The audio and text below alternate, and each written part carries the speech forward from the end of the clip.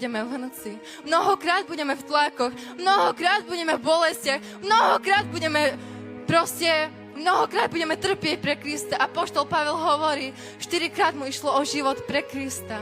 A vieš, v tomto hrnci sa budeme variť aj my.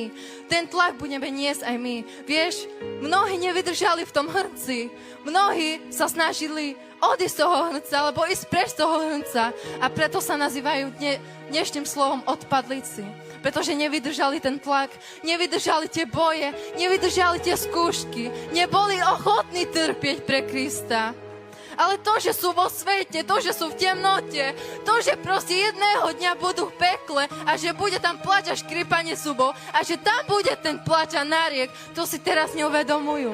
Že pre Krista je pekné trpieť, pretože mnohokrát budeme mať zlomené srdcia pre Krista. A preto sa hovorí, aj v Biblii sa píše, že máme činiť jeho voľu a nie svoju voľu. A ty, keď sa rozhodneš činiť jeho voľu, tak ty mnohokrát budeš trpieť pre neho.